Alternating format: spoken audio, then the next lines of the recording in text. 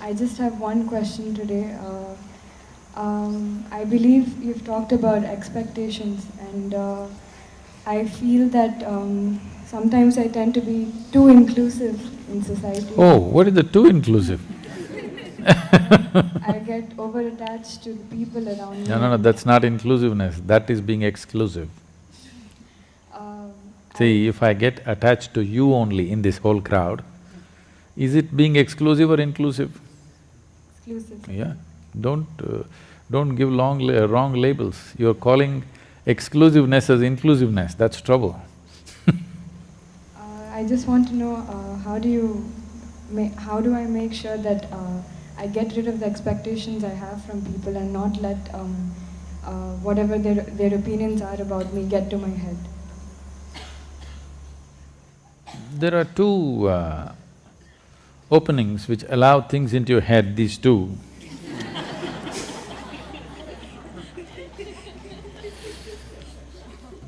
We can make Isha earplugs if you want. I didn't know there was demand for it. Our craft department can make Isha earplugs.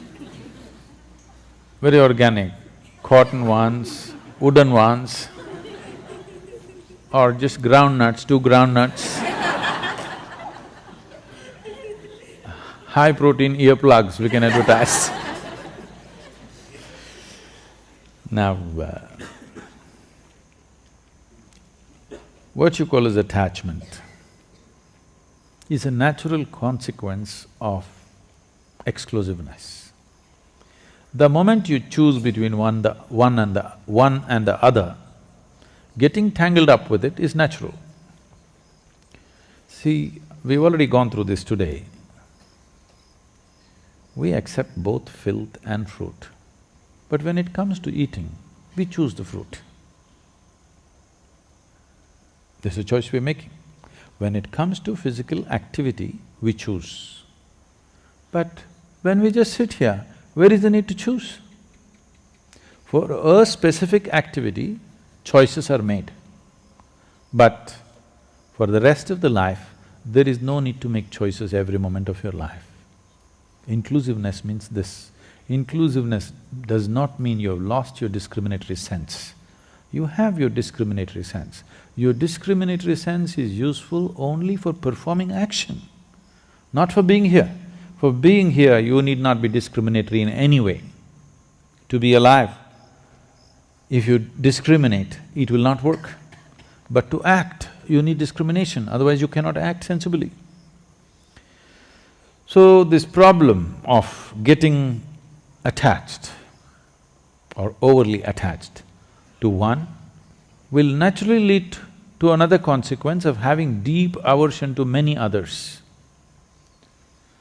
See, to balance your so-called love with one person, you will have to have deep aversion to a whole lot of people. You can't stand them.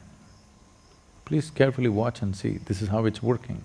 Whether maybe those people with whom you have aversion, you may not notice it unless they happen to be around you. You have aversion, but because they never came near you, it's not felt. But if they happen to come here, you will feel it, because this balance is always happening.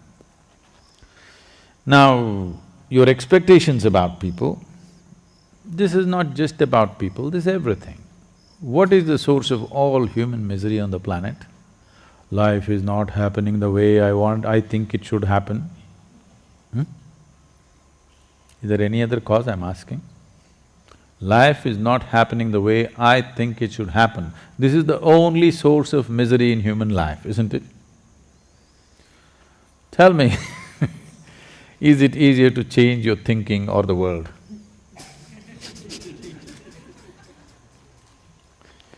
Changing your thinking is very easy, isn't it?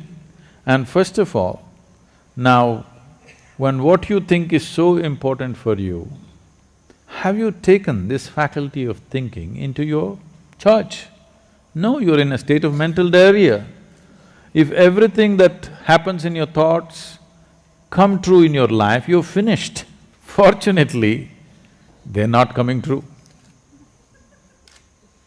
My blessing is, may your dreams not come true. Because the way you're dreaming, if all of it happens, you're finished. Because your expectation is coming from a very limited picture of life.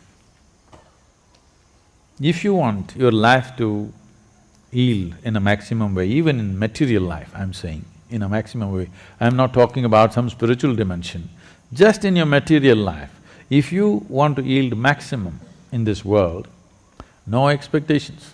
You know Shunya meditation? No expectations. No expectation does not mean you don't have an orientation. It is just that you don't… every moment you don't go about calculating, oh, I didn't get what I want, I didn't get what I want did not happen. No, it's just that we want to move in this direction. How far you will go will depend on how much gas you have, isn't it? And if you have expectation, you are wasting all your gas in simply revving up the engine all the time and you won't go far. This whole expectation overtaking you has happened to you because right from your childhood, people are asking, at the age of 3, people are, tell me what will you become? Will you become doctor? Will you become IT engineer? Some rubbish. At the age of 3, the expectations that parents have of their children is largely so unrealistic and stupid most of the time. It is neither good for them nor for the children, and many… right from your early age you cultivate the same trend. Let's do this much with life. See, all this problem is because happiness is a tomorrow thing. You understand? Why your expectations have such powerful grip on you is, happiness is a tomorrow thing, never a today thing. Because only if this and this happens, I will be happy.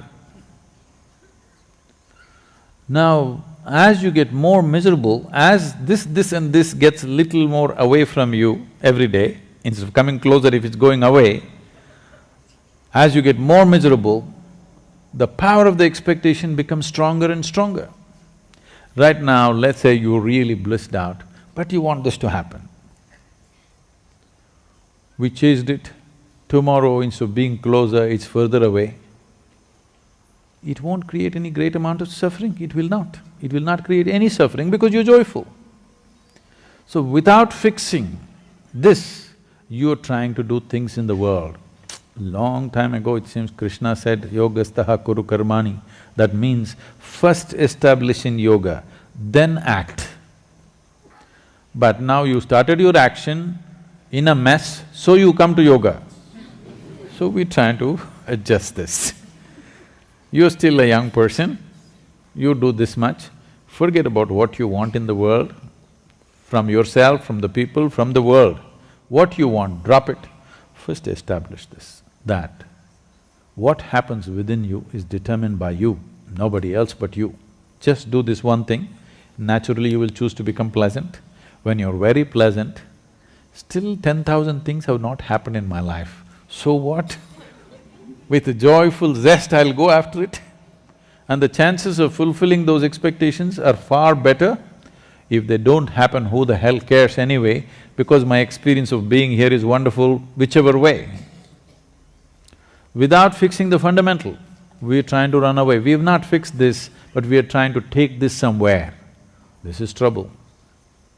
If you want to drive your car, you must see first it's properly fixed.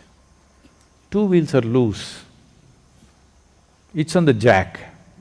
Now you try to drive, you know it's going to be a disaster. You're still a young person, there's no need for anything to happen in your life right now. This is a time to establish yourself. This is not a time to drive. If you drive before you fix the wheels, it's going to be painful and disastrous. Don't do that to yourself.